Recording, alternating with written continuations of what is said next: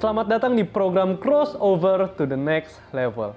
Kita berjumpa lagi bersama saya David Alexander dan kita ada di dalam seri Berjalan di Dalam Mujizat episode Lepas dari Ikatan Obat. Bersama saya telah hadir Pendeta Mulyono Zakaria dan kita langsung saja kesaksian yang akan disampaikan oleh beliau. Selamat datang Bang Mul di program Crossover. Ya. Kita berjumpa lagi hari ini di dalam seri Berjalan dalam Mujizat. Ya. Dan secara khusus hari ini episodenya berjudul Lepas dari Ikatan Obat. Ya. Nah, saya mau tanya nih Bang Mul. Topiknya kan lepas dari ikatan obat. Hal ini dialami oleh Bang Mul sendiri ya gitu ya? Ya. Memangnya Bang Mul sakit apa gitu? Sakit karena bawaan lahir atau karena pola hidup? Nah, bisa Bang Mul ceritakan nggak? Ya. Saya tidak tahu apakah pola hidup atau bawaan. Saya tidak tahu, tetapi yang pasti ketika saya waktu SMP kelas 2 tiba-tiba napas saya sesak dan sejak saat itu saya ada penyakit asma. Jadi sejak SMP kelas 2, tetapi sakit asmanya tidak terlalu mengganggu lah ya, masih bisa aktivitas, masih bisa olahraga ya. Lalu setelah lulus dari tingkat SMA, mungkin ini yang mulai sakitnya lebih parah karena sudah mulai tidak ada olahraga ya, olahraganya jarang gitu, ada tapi jarang gitu. Sampai akhirnya saya benar-benar tidak bisa olahraga, ya, karena sejak tahun, kira-kira sejak tahun 97, kira-kira sejak tahun 97 atau 98, saya masuk rumah sakit, ya masuk rumah sakit karena asma itu, ya, karena kalau sedang kambuh itu kepala langsung sakit, terus napasnya benar-benar susah sekali, jadi ngobrol aja susah, ngobrol aja sesak. Ya. Bahkan pada saat itu kalau saya jalan sebentar saja sudah nggak enak, napasnya sudah nggak enak, terus pandangan sudah mulai agak kabur. Ya. Dan kalau sudah begitu saya harus cepat-cepat istirahat, duduk, lalu setelah duduk tidak bisa diajak ngomong. Dan saya harus pakai Ventolin inhaler, ya. Jadi dan saya pakai Ventolin inhalernya itu cukup banyak, ya. Saya lupa sekarang satu itu berapa kali semprotan, apakah ada 200 kali atau 100 berapa gitu ya, ada berapa kali semprotan, tetapi itu yang dulunya saya pakai bisa sebulan, lama-lama seminggu saja habis. Karena saya tiap kali beraktivitas yang cukup bagaimana, itu langsung nafasnya tidak enak, jadi mesti buru-buru, mesti semprot gitu ya, semprot supaya nafasnya lega. Dan itu sampai akhirnya saya pakai Ventolin inhaler itu kok nggak mempan, makanya sampai masuk rumah sakit. Dan sejak tahun 97 atau 98, mungkin ya 98, saya jadi setiap tahun harus masuk rumah sakit. Ya, kira-kira 8 tahun. Setiap awal tahun saya masuk rumah sakit.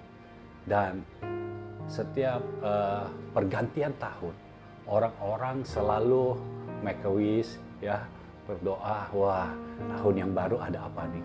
Nah kalau saya beda, setiap kali pergantian tahun saya langsung bertanya dalam hati, ini kapan masuk rumah sakit nih?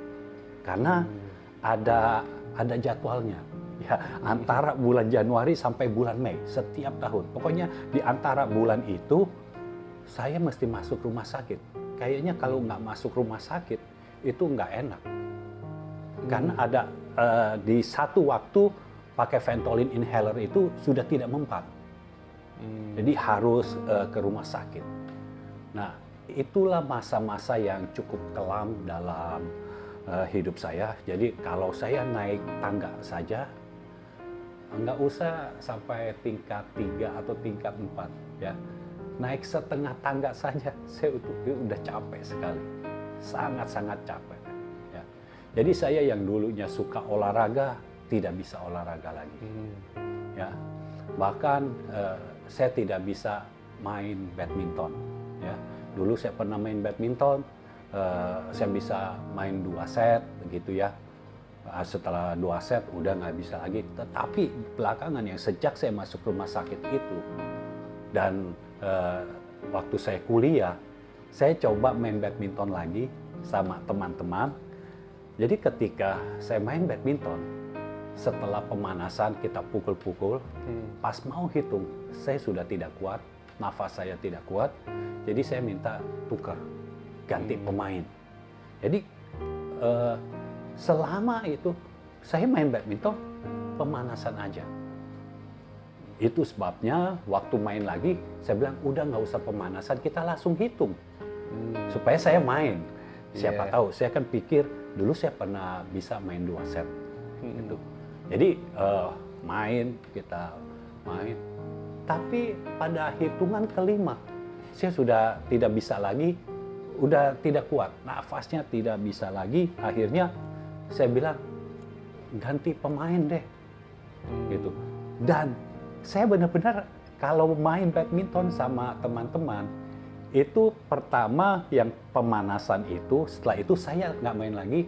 Jadi saya hanya tunggu mereka main sampai selesai.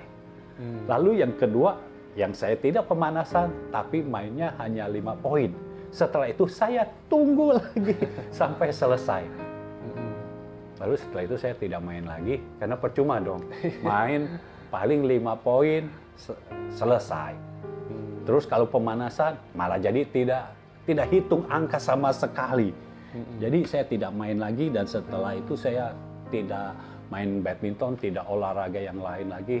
Ya satu-satunya olahraga yang saya bisa adalah catur. Ya, jadi kalau catur masih bisa. Nah, ketika keluarga saya, ya, jadi keluarga besar, jadi adik saya, kakak-kakak saya, terus keponakan-keponakan saya ajakin main badminton. Mereka sewa lapangan, saya ikut saja, tapi saya tidak main karena saya merasa saya tidak bisa. Saya tidak bisa main badminton. Bukan tidak bisa mainnya, tapi tidak kuat napasnya. Tapi puji Tuhan, Tuhan bekerja dengan luar biasa ketika saya datang ke tempat kakak saya beribadah di sana. Pertama hutang saya lunas, ya. Itu saya ke sana November 2004. Nah, tiba-tiba di tahun 2005, bulan Juli, saya sepertinya saya belum ke rumah sakit ya, gitu. Jadi saya merasa ada perubahan nih di dalam saya. Ada perubahan. Haleluya, ada perubahan. Nah, waktu saya sakit, yang sampai masuk rumah sakit, masalahnya itu bukan cuma sakit asma saja, tapi ditambah dengan vertigo. Ya, karena beban pekerjaan yang berat, sampai kepala saya sampai mutar dan sampai muntah-muntah. Jadi sudah asma, vertigo, sepertinya lengkap sudah. Ya, sakitnya lengkap sudah. Setiap hari saya tanpa Ventolin inhaler. Waduh, itu seperti saya tidak bisa hidup. Jadi kalau saya tidak bawa Ventolin inhaler, waduh, itu saya pasti panik luar biasa. Jadi saya kalau beli itu nggak boleh 1. Sekali beli minimal ya 3 lah gitu. Tapi biasanya saya beli 4 atau 5. Supaya kalau sudah habis, saya bisa ada Ventolinnya lagi. Ya, nggak berhenti di tengah jalan gitu. Nah, seperti itu tidak enak lagi. Tapi saya tahu Tuhan kan tidak memberikan kita penyakit. Iya. Tetapi ini yang saya tahu. Ketika kita punya Bapa, Tuhan bisa intervensi. Itu sebabnya kenapa saya sering menanamkan kepada orang-orang yang mendengarkan firman, kepada orang-orang benar, kepada orang-orang percaya yang belum memiliki Bapa rohani. Miliki Bapa rohani. Miliki Bapa rohani yang tepat dan akurat. Miliki Bapa rohani yang terhubung dengan sorga. Jangan yang tidak terhubung dengan sorga. Karena apa yang terjadi dalam kehidupan Bapa rohani itu mempengaruhi kita. Kecuali kalau kita sudah diangkat oleh Bapa menjadi Bapa rohani. Baru mungkin yang lain tidak mempengaruhi kita. Karena Tuhan berurusan langsung kepada kita. Tetapi selama kita menjadi anak rohani, miliki Bapa rohani yang tepat. Jangan asal-asalan. Jangan baru dengar, oh iya enak nih, dengar khotbahnya enak. Terus udah langsung mau. Oh udah ini aja jadi Bapa rohani. Nggak, kita harus tahu. Yang menginisiasi untuk kita memiliki Bapa adalah Roh Kudus. Kenapa saya bisa menjadikan kakak saya sendiri menjadi Bapa rohani saya? Karena Tuhan yang minta saya datang ke tempat di mana dia memimpin ibadah. Tuhan yang minta. Jadi saya datang ke sana dan Tuhan yang bicara, di sini engkau harus tinggal. Maksudnya jadi tempat saya ibadah itu di situ. Jadi karena Tuhan sudah bicara seperti itu, ya saya tetap di situ. Artinya saya menjadikan kakak saya sebagai Bapa rohani saya. Jadi selama Bapa rohani saya tidak menyimpang, dia adalah Bapa rohani saya. Gitu. Nah, selama saya memiliki Bapa, hal-hal yang mustahil, yang tadinya tidak pernah terjadi dalam hidup saya, mulai terjadi. Ya seperti hutang lunas, lalu ini ada sakit, tiba-tiba bisa hilang begitu saja. Nah Tuhan bisa intervensi. Nah saya percaya, apapun yang menjadi penyakit kita, penyakit saya ini, dokter sudah berkata tidak bisa disembuhkan. Tidak bisa disembuhkan. Malah ketika saya ada di rumah sakit, dokter berkata seharusnya ini ada psikiater atau psikolog yang mendampingi dokter. Itu dokter internis. Jadi harus ada yang mendampingi dokter supaya saya dilihat bagaimana dalamnya saya begitu. Ya, ini masalahnya benar-benar sakit di tubuh atau bagaimana? Karena waktu dicek lab semuanya bagus. Jantung diperiksa bagus. Paru-paru dicek ya di ronsen bagus, paru-paru juga. Terus kepala juga di CT scan tapi bagus. Lalu kenapa bisa ada asma, bisa ada vertigo? Sedangkan dari kecil saya tidak ada asma.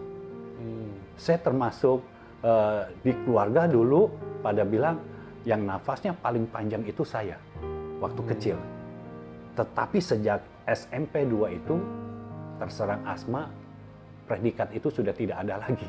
Jadi saya benar-benar tidak bisa melakukan apa-apa. Saya kalau misalnya ada sesuatu yang lucu dan saya tertawa sampai tertawanya kelebihan gitu, itu sudah bisa langsung nafasnya nggak enak, asmanya langsung kambuh, ya, dan harus semprot Ventolin, dan sekali semprot nggak mempan, bisa 2-3 kali, lalu setelah itu kalau udah enakan nanti kira-kira berapa lama suka kayaknya kambuh lagi, semprot lagi. Itu yang menyebabkan Ventolin inhaler itu yang biasanya sebulan, jadi seminggu bisa habis saya pakai. Jadi ceritanya kira-kira begitu. Iya, oke Bang Mul. Nah, selama sakit itu apakah Bang Mul tidak berdoa minta kesembuhan dari Tuhan? Atau Bang Mul sudah berdoa sekian lama tapi belum sembuh juga gitu? Apakah Bang Mul pernah protes sama Tuhan? Nah, bagaimana respon Bang Mul dengan kondisi yang seperti itu? Ya, sebagai orang yang percaya Tuhan, pada saat sakit kita pasti berdoa. Sakit tidak sakit kita berdoa. Iya. Ya. Jadi waktu Di rumah sakit pun saya berdoa supaya disembuhkan. Sampai akhirnya saya berdalih, istilahnya berdalih. Oh, saya masuk rumah sakit supaya saya bisa berbincang-bincang dengan pasien yang lain. Jadi kita bisa mempertobatkan orang dengan alasan penginjilan pribadi, begitu. Tetapi saya tahu pasti tidak ada orang yang mau penginjilan pribadi dengan cara masuk di rumah sakit. Ya. Terus sebabnya saya kalau sakit selalu bukan yang saya sendirian, selalu ada teman-temannya, supaya saya bisa ngobrol gitu kayak yang lain. Tapi waktu itu saya sudah berdoa, saya tidak tahu kenapa, kok tidak sembuh-sembuh. Bahkan yang anehnya, saya kalau doain orang sakit bisa sembuh. Ada yang tidak sembuh, tapi ada yang sembuh juga. Jadi, kalau saya doain orang sakit, kok bisa sembuh? Artinya Tuhan kan memang penyembuh. Iya. Tapi kok saya sendiri, kok tidak sembuh-sembuh? Bahkan setiap kali saya ada di rumah sakit, selalu ada satu malam, ya, jadi ini kejadiannya malam, selalu malam. Itu saya bisa kambuh, tiba-tiba saya sesak, tidak bisa nafas, lalu semuanya benar-benar sudah muter gitu, tidak tahu apa-apa lagi. Ya, saya paling cuma bisa pencet bel, minta suster datang. Saya cari Ventolin, tapi di rumah sakit tidak boleh pakai Ventolin inhaler. Jadi akhirnya dikasih uap. Jadi kalau oksigen sudah terus selama saya ada di rumah sakit, pasang oksigen terus. Lalu dipasang uap kan, kalau uap itu ada obatnya. Nah, setelah itu baru lega. Tapi setiap malam saya merasa seperti ini akhir hidup saya. Jadi saya berseru kepada Tuhan saat itu, Tuhan, saya berserah kepadamu. Jadi ketika itu saya benar-benar sudah menyerahkan. Kalau Tuhan mau ambil nyawa saya, ya sudah, saya berserah. Toh saya di dunia ini juga ngapain? Melakukan apa-apa sebentar-sebentar capek. Kan hidup juga jadi capek. Tapi ketika saya berdoa, Tuhan, saya berserah. Kalau mau ambil sekarang, ya udah, saya siap. Karena buat saya kapan saja saya siap, karena saya sudah terima Yesus. Toh saya masuk sorga. Saya percaya kalau saya masuk sorga, saya tidak asma lagi. Ya, pasti sudah sembuh. Tapi ketika saya berdoa begitu, Tuhan selalu jawab, tugasmu belum selesai. Tuhan selalu jawab begitu, tugasmu belum selesai. Aduh, ya udah. Jadi setelah itu suster datang, saya bilang, saya minta Ventolin saya. Nanti ya telepon dokter dulu. Ya, dia telepon dokter dulu, namanya malam. Saya juga tahu dokter ditelepon susah lah, sudah malam. Nggak tahu dia sudah tidur atau belum, ya tidak tahu juga. Tapi akhirnya berapa lama kemudian susternya datang lagi, saya dipakaikan uap, dan ya sudah selesai, nafasnya lega lagi.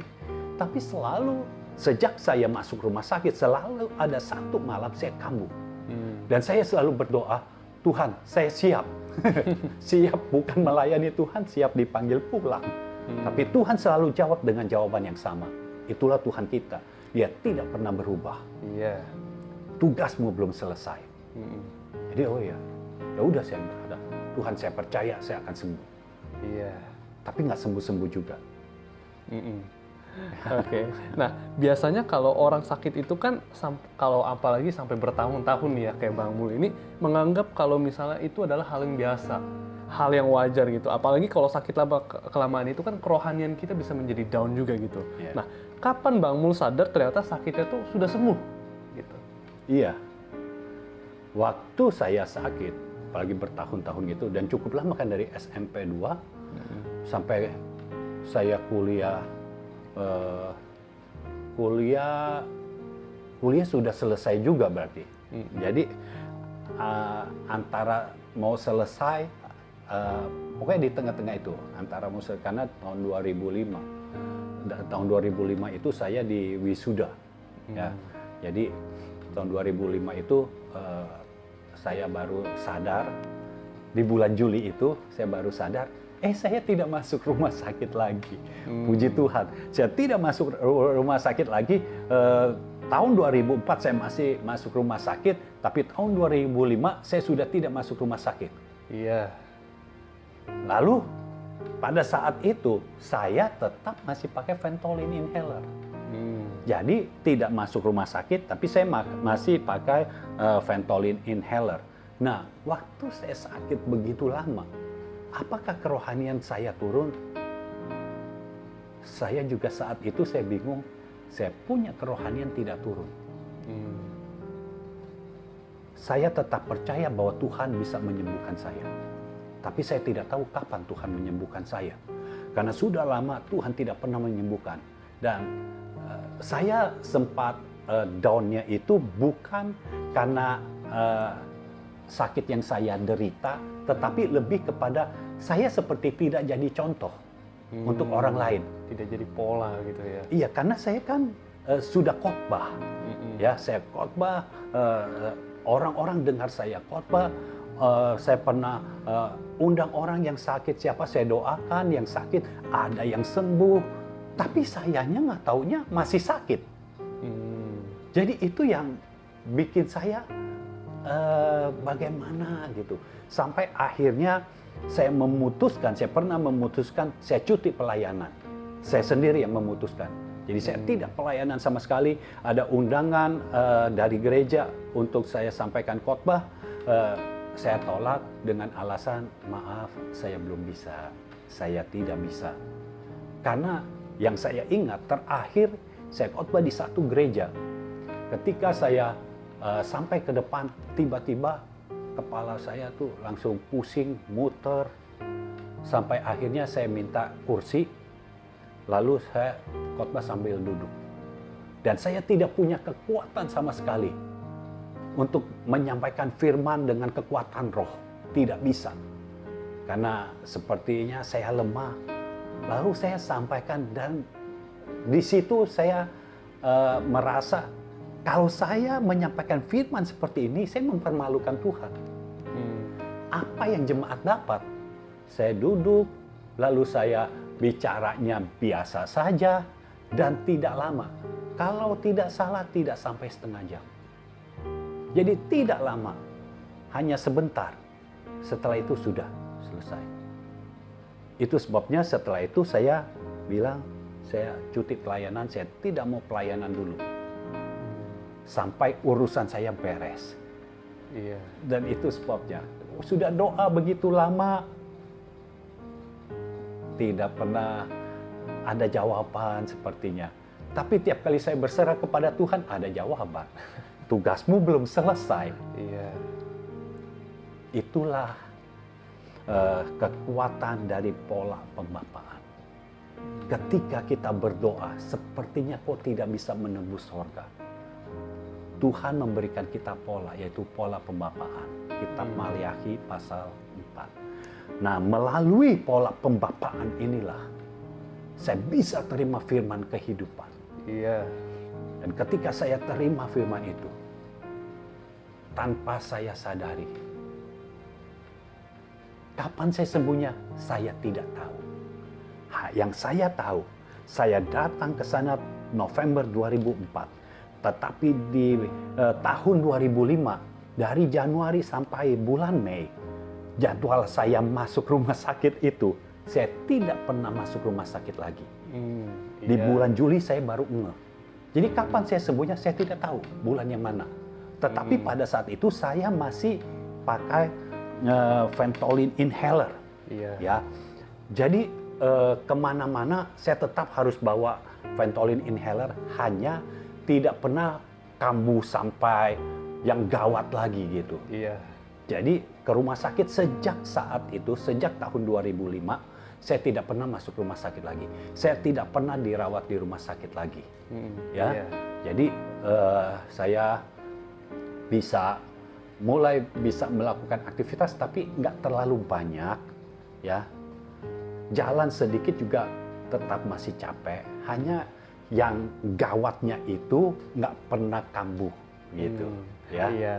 Nah, Bang Mul, saat itu firman apa yang datang sampai bisa sembuh dan lepas dari obat Ventolin inhaler? Nah, kalau firman apa yang saya terima, saya juga tidak tahu. Karena begini, begitu saya mendengarkan firman Tuhan, semua firman itu saya terima. Iya. Sebagai seorang anak, saya harus terima. Ya, saya terima semua firman. Dan firman ini menjadi daging gitu. Dan saya mengubah pola doa saya. Dulu saya doa seringkali saya duduk, ya, terus udah saya doa pelan-pelan saja, ya, doa bahasa roh pelan-pelan saja karena takut kedengaran tetangga, karena takut kedengaran sama yang lain, gitu. Dan setelah itu saya doa kebanyakan setelah doa bahasa roh saya doa dalam hati. Tetapi ketika saya berjumpa dengan Bapak rohani saya diajarkan pola doa yang baru. Saya berubah cara doanya. Saya mulai doa bukan hanya duduk, kadang saya berdiri, ya, dan saya mulai doa dengan suara yang cukup kuat. Tuh, jadi bukan dalam hati lagi, doa bahasa rohnya dengan kuat, doa pakai bahasa Indonesia juga dengan kuat, dan saya mulai deklarasi. Saya percaya kesembuhan itu ada. Jadi saya tidak tahu firman apa yang membuat saya sembuh, saya tidak tahu apa, tapi saya tahu kesembuhan itu datang dari Tuhan. Iya. Lalu keajaiban datang dalam hidup saya. Waktu saya masih pakai Ventolin inhaler, tiba-tiba obat-obat dari luar negeri tidak boleh masuk ke Indonesia. Saya lupa kapan. Iya. Ya, jadi tidak boleh masuk ke Indonesia, termasuk Ventolin inhaler yang saya pakai itu. Karena yang saya pakai itu dari Australia. Iya. Kalau yang lokal, saya kurang cocok. Ya, jadi kurang cocok Ventolinnya, kurang cocok biayanya juga. Karena lebih mahal yang lokal. Kalau yang Australia lebih murah. Kalau nggak salah dulu saya beli 30.000 satu. Ya, tiba-tiba tidak ada lagi. Dan saya kalau pakai yang lain, kalau yang pakai yang ada yang dari Pakistan, saya pernah coba tidak cocok. Karena tidak ada lagi, ya sudahlah. Saya berpikir waktu itu cukup sederhana. Ya udah tidak ada lagi, ya udah saya nggak pakai lah. Iya. Jadi sejak saat itu saya nggak pernah pakai Ventolin inhaler. Dan entah bagaimana tiba-tiba saja waktu saudara-saudara saya main badminton, tiba-tiba saja saya kok ada keinginan untuk ikut. Jadi saya ikut main, bisa mulai. Bahkan belakangan, ya, kan mainnya sama David juga ya. Belakangan main sama David juga. Saya nggak tahu David ada memperhatikan atau tidak, tapi saya pernah bermain sampai 9 set. Iya. Padahal dulu sebelum saya masuk rumah sakit, saya main paling 2 set. Bahkan 5 poin aja nggak ini ya. Nggak Waktu sakit, ya masuk rumah sakit, 5 poin itu maksimal. Lalu sekarang bisa setelah main, istirahat sebentar, masih bisa main lagi. Bahkan terkadang setelah main kan 2 set. Ya. Setelah itu masih bisa main lagi. Ya. Iya. Jadi Tuhan bisa buat seperti itu. Dan sejak saat itu, saya bersyukur kepada Tuhan. Saya naik tangga tidak capek lagi. Jadi saya naik tangga ke tingkat 4 juga. Saya bisa nggak naik lift, saya naik tangga aja. Ya. Dan saya bisa agak berlari. Ya. Jadi tiba-tiba saja itu semua hilang. Iya. Karena Ventolinnya hilang. Udah sakitnya juga ikut-ikutan. Dan Tuhan bekerja, dan puji syukur kepada Tuhan yang telah memberikan kesembuhan. Itu sebabnya setelah itu benar-benar tugas saya belum selesai di muka bumi ini. Tuhan memberikan tugas yang baru dan saya mulai sampaikan firman lagi Dan kali ini saya menyampaikan dengan cara yang berbeda, Iya. yaitu dengan kekuatan roh. Sehingga orang-orang yang mendengarkan firman Tuhan yang saya sampaikan bukan mendengarkan isi Alkitab lagi, tetapi mendengarkan isi hati Tuhan. Iya. Itu yang mengubahkan orang-orang. Jadi ketika saya sampaikan, orang-orang bisa diubahkan. Iya. Sekarang ini Tuhan bisa bekerja melalui pelayanan saya. Yang kalau dulu saya merasakan saya pelayanan karena saya melayani Tuhan. Tapi sekarang saya percaya saya pelayanan, tapi orang-orang bisa diubahkan karena Tuhan ada di dalam pelayanan saya. Iya. Di dalam tugas yang saya emban ini. Iya. Ventolin sudah bye-bye, sudah goodbye. Saya tidak tahu sekarang masih ada atau tidak Ventolin inhalernya, tetapi saya sudah tidak pakai.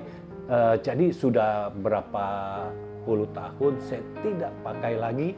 Itu sebabnya saya sangat-sangat bersyukur Tuhan bisa memberikan kesempatan ini kepada saya.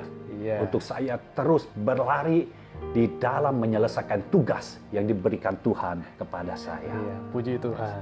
Nah, perubahan apa yang Bang Mul rasakan setelah bebas dari sakit? Iya, yang pasti saya bisa melaksanakan tugas kerajaan dengan lebih baik, dengan lebih efektif dan efisien. Iya. Saya tidak dihantui lagi oleh pikiran, kok lu doain orang sakit, tapi elunya masuk rumah sakit terus. Ya. Iya.